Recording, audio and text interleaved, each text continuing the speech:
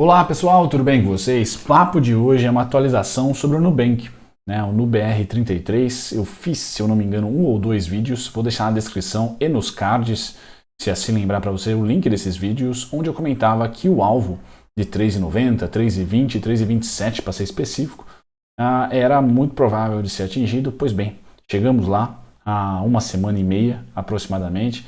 E eu vou trazer aqui um pouquinho da minha parte técnica, vocês estão vendo aí gráfico, tá? Mas também tem relatório, tá? Relatório para você que é fundamentalista, vai estar na descrição, relatório gratuito, no primeiro comentário fixado, só nome e e-mail, pessoal, para vocês receberem aqui se vale a pena ou não investir no Nubank na parte mais fundamentalista, tá? E projeções, preços, etc., com base em fluxo de caixa e fundamento, tá? Na técnica que a gente vai focar mais, eu vou focar mais aqui porque sou um pouquinho melhor para comentar.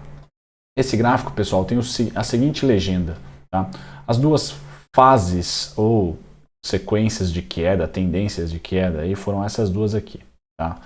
Estamos falando aí de R$6 aproximadamente de queda, né? Máxima mínima, aproximadamente 51%. Tá? E depois nós tivemos aqui R$7,36, aproximadamente 73% de queda, tá?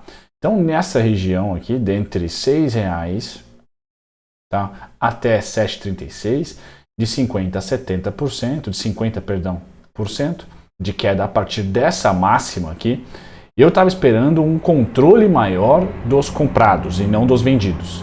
Tá? Então, desde que começou a atingir as regiões de 3,90, deixa eu trazer o gráfico para vocês, tá? Desde a região de 3,95 até a região, tá? Mais especificamente 3,27, tá? Eu esperava interação mais compradora do que vendedora. Pois bem, ao atingir a primeira região, nada, descemos até a segunda e aí começamos a ter treta. Tá?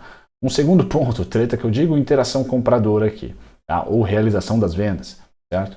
E o segundo ponto que eu queria comentar com vocês, e acho que esse é o mais importante, né? É em relação à liquidez nesse ponto. Então vejam aqui, eu acho que visualmente fica fácil. Essas barrinhas são de volume. A partir do momento que entra na nossa zona aqui de fim de demanda vendedora, tá? Não sabemos se vai ter começo de compras, mas a demanda tende a realizar lucro aqui de venda. Tá? Vejam que o volume aumentou. Agora, a análise técnica não nos diz se esse volumão, durante todos esses trades, esse é um gráfico diário, né? Durante esses dias de trade, a gente não tem como saber se é compras, abrindo compras ou se é vendas. Eu não tenho como saber porque eu não tenho times in trade aqui do Nubank, tá? Para saber como é que está a posição consolidada aí dos vendidos e dos comprados. Pessoal, a ideia é a gente trabalhar com probabilidades. Bom, alvo técnico 3,95, 3,27 atingido, tá? Agora, na macroeconomia, como é que está o cenário? Péssimo para ações de crescimento, para ações que têm baixa margem, baixa lucratividade, tá? Então, assim, acredito que os vendedores vão ganhar.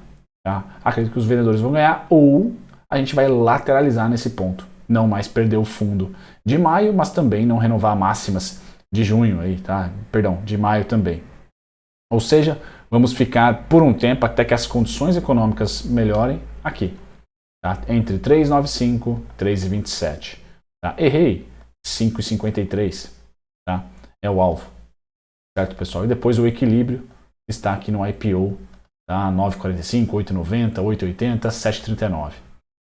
Certo, pessoal? Mas saibam que curva de juros abrindo, cenário deteriorando, a gente tem bastante para cair. Não mais R$6, não mais, deixa eu voltar aqui ao primeiro gráfico, né? R$6, depois 7,36. Não, tá? Mas algo em torno de 50% é natural, certo? É bem louvável. Então, se nós estamos hoje a 3,50, vamos lá para 50 para baixo, né? Iríamos para 1,80, 1,90, 1,75, tá? Mais R$1,90 de queda. Certo, pessoal? A tendência em um mercado mais saudável, na minha opinião, tenderia, né, a acabar, certo? Porque nós completamos um grande fluxo de baixa. Tá? Um grande fluxo de baixa. Bom, duas regiões aqui para esperar compras. Tá? A ideia é que a gente tenha um comprador aqui para mandar a bala para cima. E aí sim, né, a gente olha para uma próxima tendência caso o macro esteja amassando ainda o setor ou o papel específico.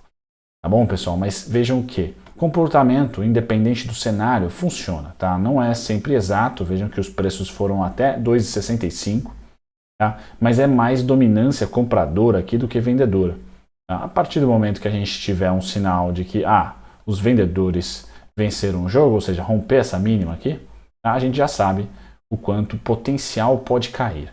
Tá? Bom, essa é a parte de quem está mais pessimista com os próximos 6 a 12 meses. Tá? Para quem acha que as coisas vão melhorar nos próximos 6 a 12 meses, eu vou trazer um conteúdo mais de position trader aqui.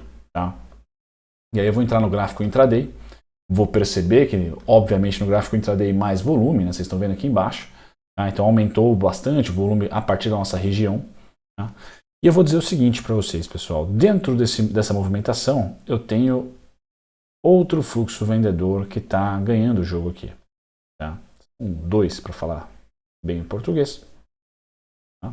Vamos lá. E esse aqui recente. Então, um fluxo ele vai de 26, vamos por 25 a 30%, entre R$1,10 e R$1, tá? Entre R$1 e R$1,10. E o outro, estamos falando aí de 10 a 15%, tá? Entre 35 centavos e 55 centavos. Tá? Pois bem, se você quer ter com viés positivo, otimista, para o papel, tá? Eu tenho aqui mínima, máxima, alvo. Bom, e agora eu vou projetar mais um alvo para cima. Tá? Deixa eu traçar aqui, desenhar mais bonitinho para vocês, pôr para cima. Tá, legal, você para baixo. Legal. Certo? Então eu tenho o alvo ali em 3,95, 4 e 1. Tá? O suporte 3,27 já tocou, mas se você espera 25, 26% de queda ou R$1 de queda, projetando isso para baixo, a gente não mais rompe mínimo. Tá? Não mais rompe mínimo. Certo? Nem para um e nem para outro. Tá? Então é um bom insight. Certo, pessoal? Está no meio do caminho, está muito mais próximo do primeiro alvo do que do segundo, mas caso bata aqui nos 4,1, 3,95 e comece a cair, você já sabe qual fluxo esperar. R$1,10 ou R$1, de 26 a 27,5%, ou 10 a 15% na casa dos 30 centavos. Depende do quão otimista ou não você está. Certo? Em termos de gatilho, eu gosto de usar a média de 34 com a média de 8. Elas cruzaram, tá? Então é também interessante, só que percebam, né? Já aconteceu num passado recente, tá? Não dando muito certo. Tá? Ainda não tenho data suficiente para saber qual tempo gráfico é o mais bacana. Tá? Geralmente para uma ação tão volátil como essa, né? 15 minutos vai ser melhor. Tá? Vocês utilizarem gatilhos aí por cruzamento de média a partir de uma região que vocês se interessam, 30 minutos. Né? Aí sim, eu acho que fica um pouco melhor para aproveitar alguma onda mais compradora, tá? Em determinados momentos. Certo, pessoal? Não é brincadeira, não é fácil olhar para ações de crescimento agora.